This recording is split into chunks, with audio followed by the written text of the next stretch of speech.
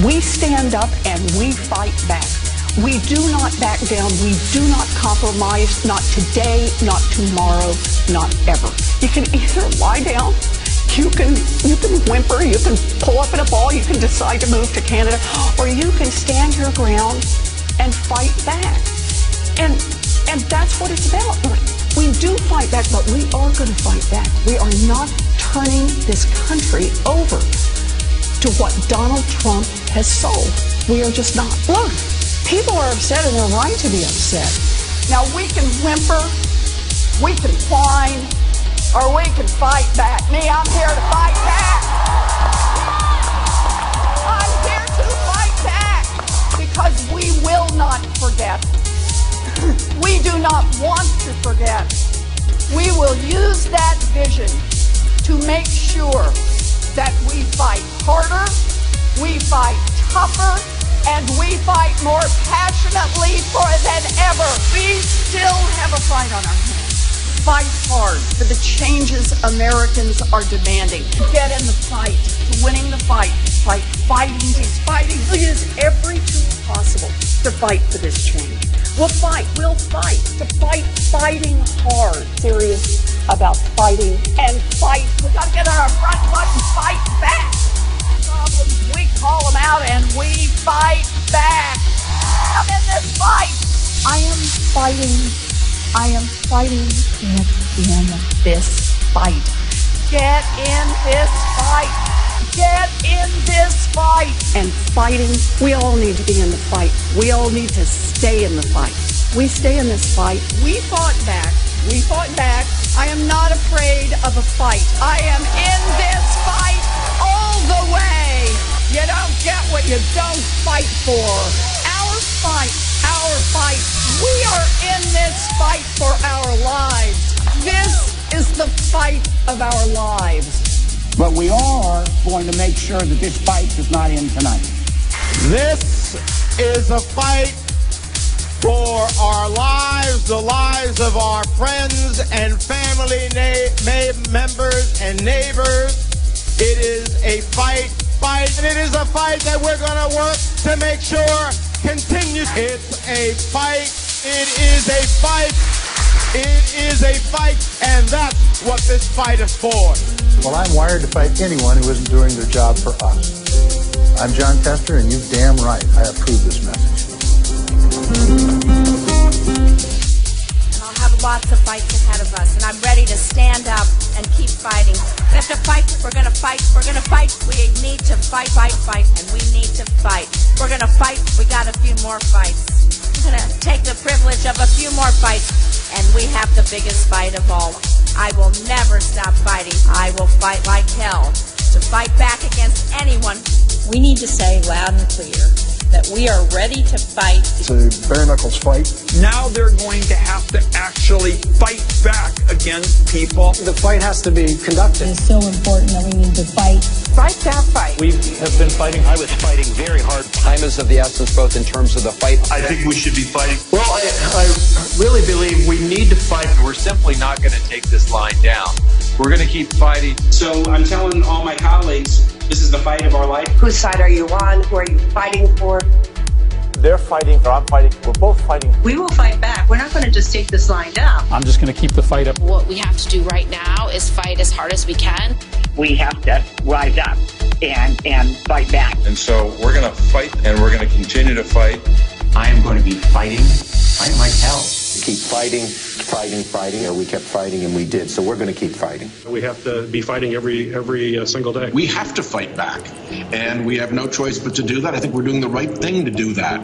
Fighting. And I'm fighting. Well, our job right now is to fight. It's really important. I'm going to keep fighting. I'm asking for the support of people across the country to fight back. And you got to be fierce in fighting. Keep fighting. Brown have been fighting. I've told President Biden I will fight like mad. I'll tell you what, now more than ever, we have to fight like hell. We have these battles on the floor of the Senate. I'm going to go down and battle, and I'm going to be down there on the floor fighting. Right. But we Democrats are fighting as hard as we can. Democrats are fighting as hard as we can. Credit it in any way, but we're fighting back. What we've got to do is fight in Congress, fight in the courts, fight in the streets, fight online, fight at the ballot box. Fighting and pushing around the clock, fighting, continue to be brave and be keep strong and keep fighting. We're getting people engaged in the fight. We're fighting. We've got to keep fighting and keep focused. Continue to fight. Fight. This is going to be a fight. We'll also fight him and challenge him in every way that we can, in the Congress, in the courts, and in the streets. To continue fighting. We each have an important role to play in fighting. In this fight, like so many before it, it has been a fight. The American people are going to have to fight.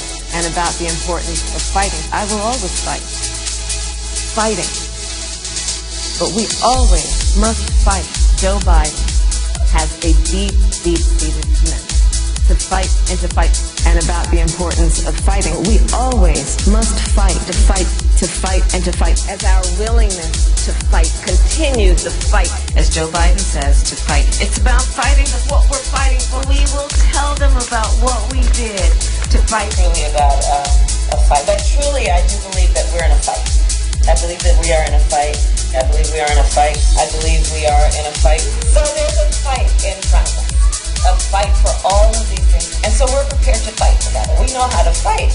Our ongoing fight of fight. We know how to fight. We like a good fight. We were born out of a fight. This is what is our fight right now. There's the fight, there's the fight, there's the fight, and then there's the fight to defend. Back in the fight. Our mission is to fight. That is the guiding purpose of House Democrats. Fighting. He has never forgotten who he is fighting for. Marched and fought. And we just have to fight. And this is a fight for our country. Fighting the health crisis of COVID. I led the fight and continue to fight. Never, never, never give up this fight. I'm a citizen fighting for it. It means not only fighting a leader who fought for progressive change, as a lawyer who fought for people his whole life, as well as other fights, and I'm proud that to have Tim in this fight with me. And above all, it's time for America to get back up. And once again, fight. We will fight when we must fight. What kind of America are we fighting for? We've been fighting, then we need to fight, but we also need to fight. Fight for an America. I am going to wake up every day and fight hard. I have been fighting. We're going to fight. We are going to fight. We're going to fight. We're going to fight. And I will fight. We're in the fight of our lives right now. We fight like hell to fight. To fight against the Trump administration. Democrats are standing up to fight. We're in this fight in a serious way. It's your fight. We're eager to take on this fight. Get in this fight and we'll fight it out. I have taken on the fight. As representatives for the people, as legislators here in the halls of Congress, our job is to fight. Who has led us in this fight? Is to fight for this. This fight. Every day I'm in the United States, I will fight. And one of the things we do is fight, should fight. Because my constituents send me here each and every day to fight. We have been fighting this fight, and we need to be side by side so we can succeed. And so I hope that you will all join us in our fight. And if we fight, and as the next governor of Georgia, I will never stop fighting. We can show the old guard something new, and we can fight. My fight, those fights to fight an administration Requiring us to fight, and fight we will. Their fight, and their fight, and their fight. The fight is a fight, and so when we fight the fight that we are in, when we are fighting this fight, we fight this fight. The strength of who we are is we will fight, and we will fight the fight, we will fight, we are in a fight, the fight. It is a fight, and it is a fight born out of patriotism. This is a fight, fighting, I say fight on, fight on, fight on, fight on. I'm here to say one more time in publicly, this is not a fight I wanted to take on, but this is the fight in front of us now. Every single one of you and every one of you. That's okay. You didn't do anything wrong. It's a word people use. But please stop the hypocrisy. And did you tone down the rhetoric last summer when all of this was happening? Did you condemn the rioters? Or did you stand with Nancy Pelosi, who said, people are going to do what they're going to do? This is a movement, I'm telling you. They're not going to stop. And everyone beware, because they're not going to stop. They're not going to stop before Election Day in November, and they're not going to stop after. And please, show me where it says that protests are supposed to be polite and peaceful. I just don't know why there aren't uprisings all over the country. Maybe there will be. It was a violent night in St. Louis. They shot and killed David in cold blood. Destroying property which can be replaced is not violent. This is an apartment complex on fire and it just collapsed. The building just collapsed. I have nowhere to go now. These people did this for no reason. This is just a snapshot of some of the damage that people will be waking up to. Not the police, clearly. I'm proud of New York, and I'm proud of the protests. There is damage everywhere you look. Honestly, it looks like a war zone. Heartwarming to see so many people turn out peacefully. And they keep doing it day after day after day. Is a nation of protest. The Patriots were protesters.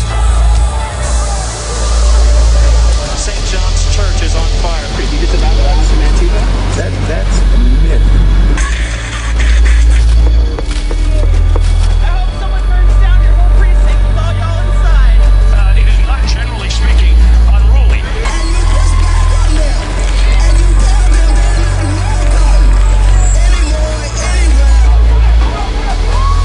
They're not going to let up, and they should not. You claim that it's wrong to object to the certification of election results. You, along with your allies in the media, attempted to cancel and censor members of this chamber who voiced concerns and objected to certification. Manager Raskin, you've been in Congress only 3 days when you objected in 2017. It's one of the first things you did when you got here. I have an objection because 10 of the 29 electoral votes cast by Florida were cast by electors not lawfully certified. Is the objection in writing and signed not only by the member of the House of Representatives but also by a senator? It is in writing, Mr. President. Is it signed by a senator? Not as of yet, Mr. President. In that case, the objection cannot be entertained. Mr. President, I object to the certificate from the state of Georgia on the grounds that the electoral vote... There's no debate. I object to the certificate from the state of North Carolina based on violations. There's no debate by the joint session. I object because people are horrified by the overwhelming evidence. 218, Title 3 of the United States Code prohibits debate. I objected to the counting of the electoral votes of the state of Ohio. I object to the certificate from the state of Alabama. The electors were not lawfully certified. I object to the 15 votes from the state of North Carolina because of the massive voter suppression in the closing of polling booths. There's no debate. There's no debate. 16. There's no debate. And the massive voter suppression that occurred. I have an objection to the electoral votes. The objection is in writing, and I don't care that it is not signed by a member of the Senate. I do not wish to debate. I wish to ask, is there one United States Senator who will join me in this letter? There is no debate. The objection is signed by a member of the House, but not yet by a member of the Senate. It is over.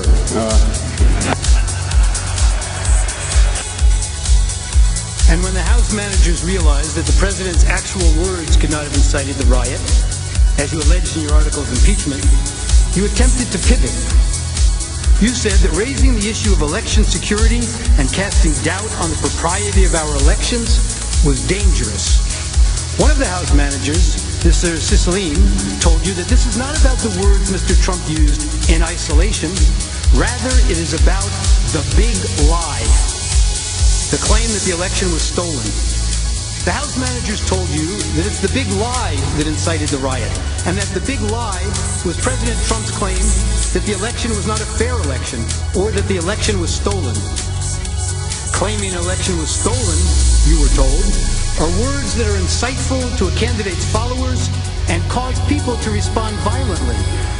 Claiming an election was stolen, or not legitimate, is something that a candidate should never do because he or she knows, or should know, that such a claim and such words can actually incite violent insurrection, you were told.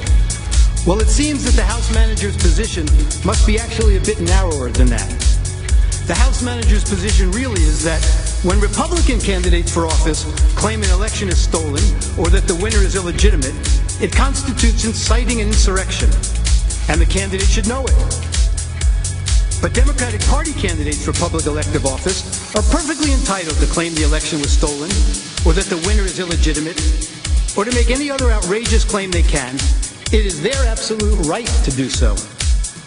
And it is their absolute right to do so, irrespective of whether there's any evidence to support the claim. Democratic candidates can claim that an election was stolen because of Russian collusion, or without any explanation at all. And that is perfectly okay, and is in no way incitement to an insurrection. And somehow, when Democratic candidates publicly decry an election as stolen or illegitimate, it's never a big lie. You've been doing it for years.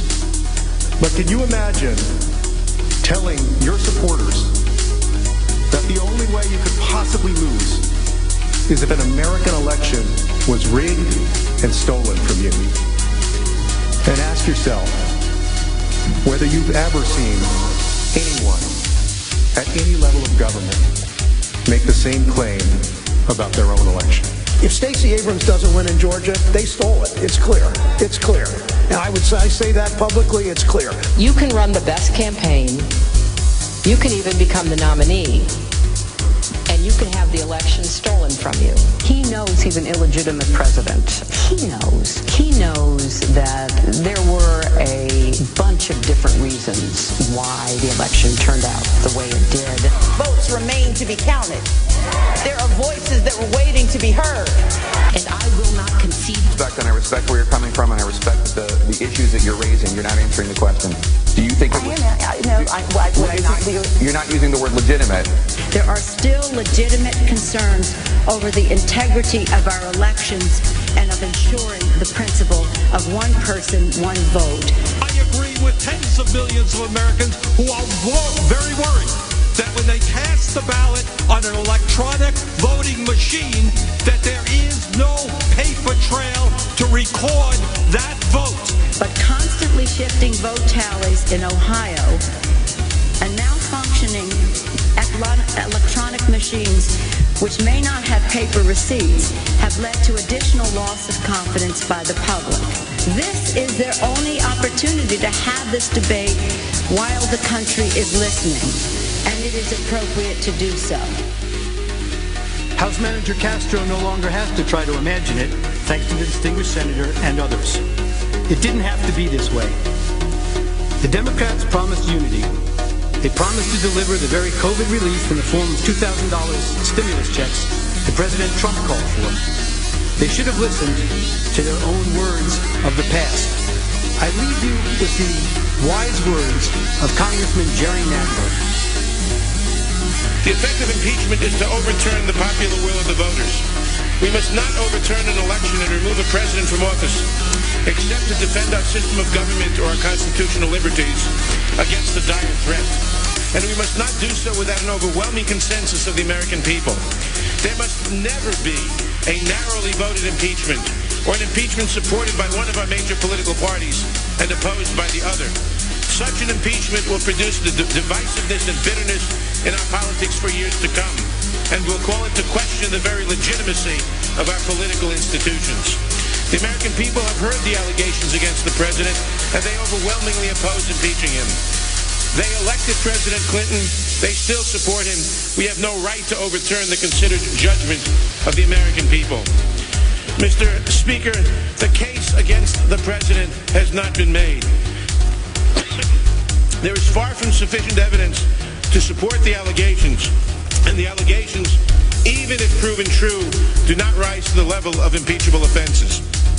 Mr. Speaker, this is clearly a partisan railroad job.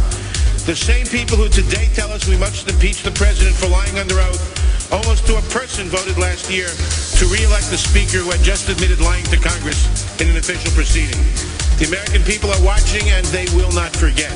You may have the votes, you may have the muscle, but you do not have the legitimacy of a national consensus or of a constitutional imperative. This partisan coup d'etat will go down in infamy in the history of this nation. Thank you, Mr. Speaker. I yield back the balance of my time.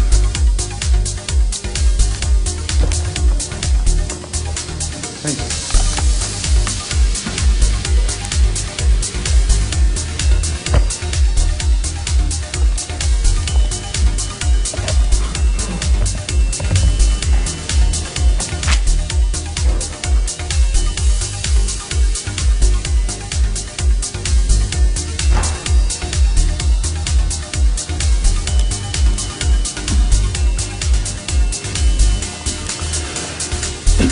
Good afternoon again, Senators.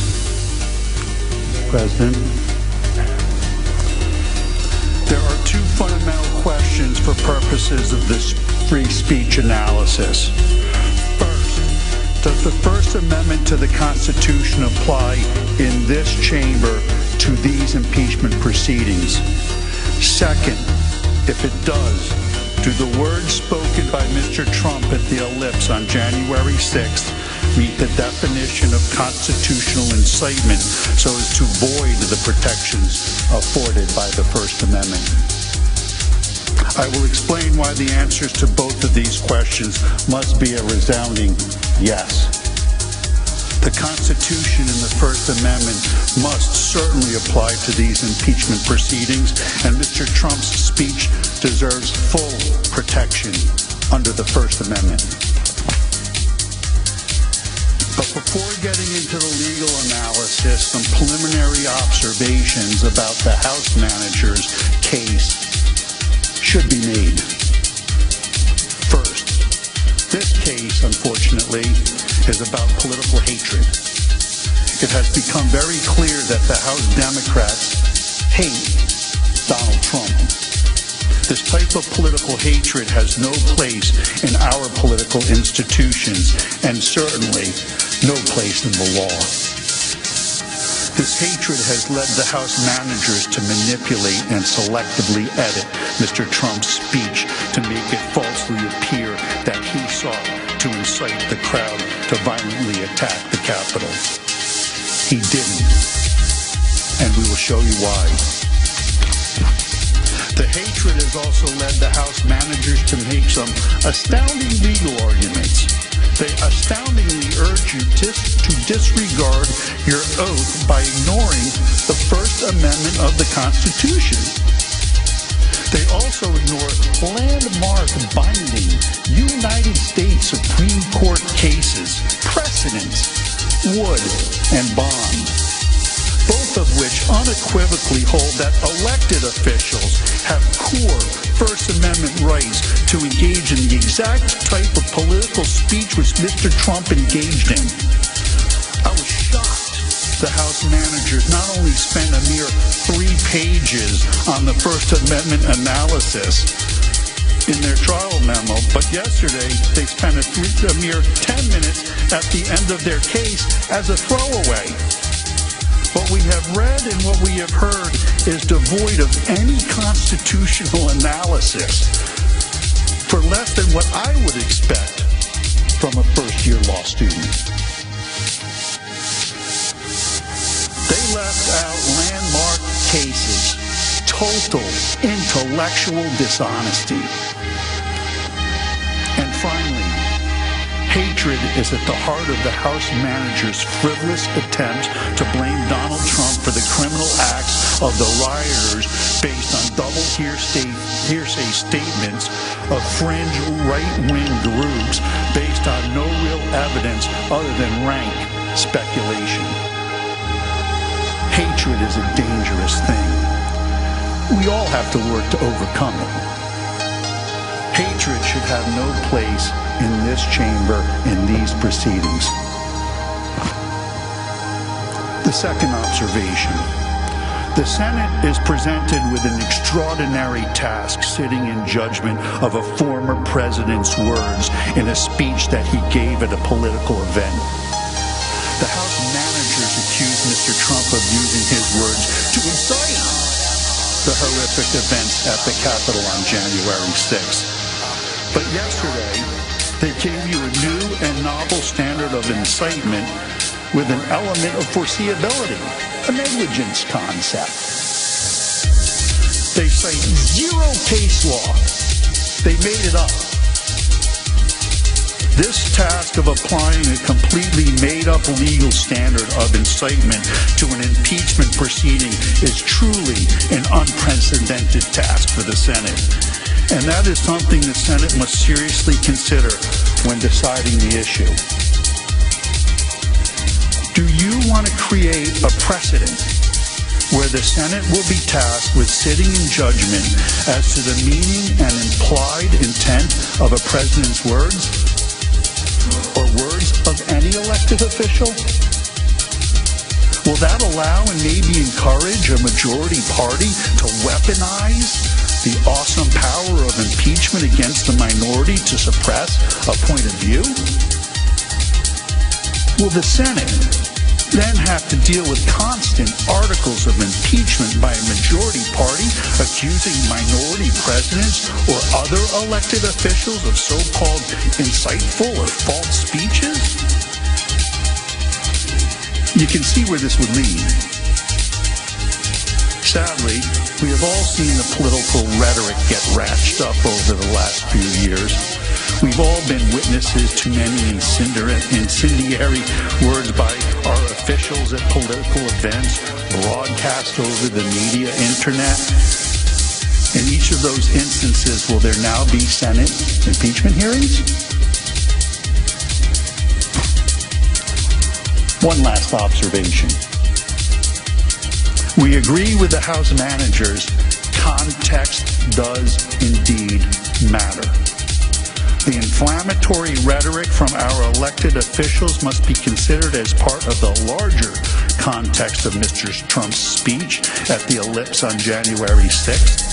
The inflammatory language from both sides of the aisle has been alarming, frankly. But this political discourse must be considered as part of these proceedings to contextualize Mr. Trump's words. We have some video to play that highlights some of what I'm talking about. I preface this video by noting I am not showing you this video as some excuse for Mr. Trump's speech. This is not whataboutism. I am showing you this to make the point that all political speech must be protected. I just don't even know why there aren't uprisings all over the country. Maybe there will be. There needs to be unrest in the streets for as long as there's unrest in our lives. You got to be ready to throw a punch. You have to be ready to throw a punch. Donald Trump, I think you need to go back and then punch him in the face. That I thought he should have punched him in the face. I feel like punching him. I'd like to take him behind the gym if I were in high school. If we were in high school, I'd take him behind the gym and beat the hell out of him. No, I wish you were in high school. I could take him behind the gym. I will go and take Trump out tonight. Take him out now.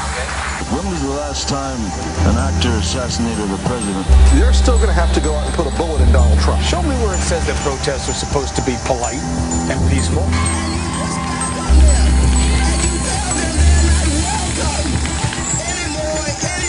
I have thought an awful lot about blowing up the White House.